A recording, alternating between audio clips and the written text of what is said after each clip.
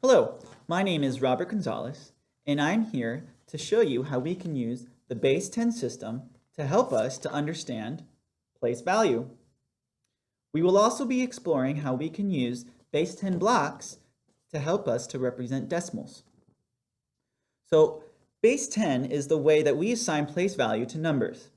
Each digit of a number will have a range from 0 to 9, making 10 possibilities. The base 10 system can also be called the decimal system. This means that the number's value depends on its position from the decimal point. A decimal point is used to separate the whole number part from the decimal part.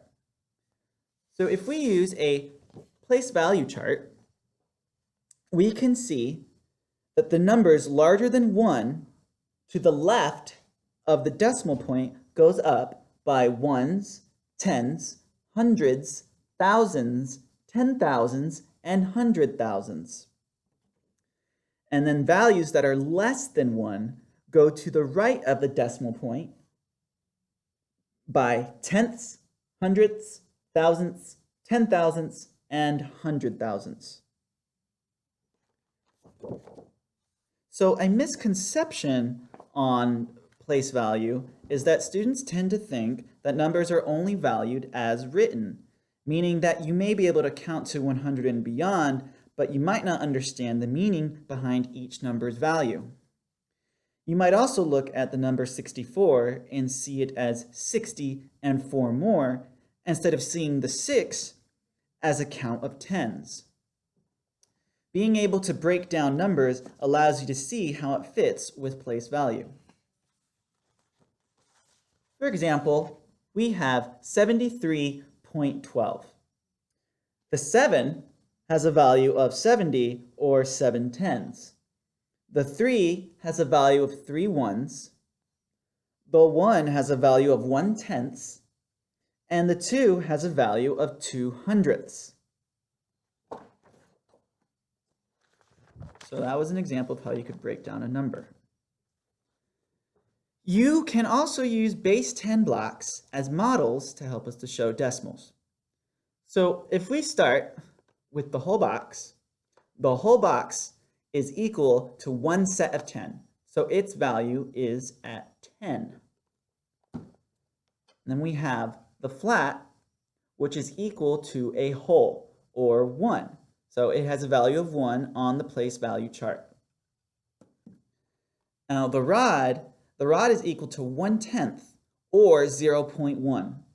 It is called 1 tenth because it is 1 out of 10 that is needed to make up the whole. Now we have the unit. Now the unit is equal to 1/100th, or 0.01. It is 1 out of 100 that is needed to make up a whole. So 1/100ths, 100 of these makes one whole. So let's go over some examples of how we can use the blocks to represent decimals. So we have the number 1.27. Now 1.27 can be represented by using 1 whole, 2 tenths, and 7 of these for 7 hundredths, and that makes 1.27. Another example would be for 4.52. So we are going to need 4 wholes to make the 4. So we have 4 flat pieces to make 4 wholes, and then that's 4.52. So we would need 5 tenths and 2 hundredths, and that would make 4.52. Now our next example is 11.33. So to make 11, we have to make 10 at first. So 1/10 would be the whole box, and then we would need 1 whole to make 11. So 10 plus 1 makes 11. So we have 11.33. So 11.33. We would also need 3 tenths and 3 hundredths.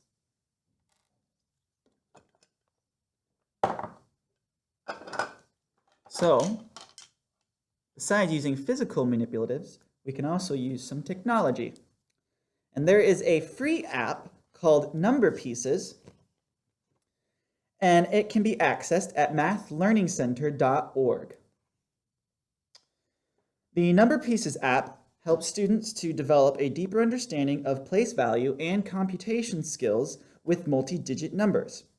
There are virtual base 10 blocks to use along with other manipulatives.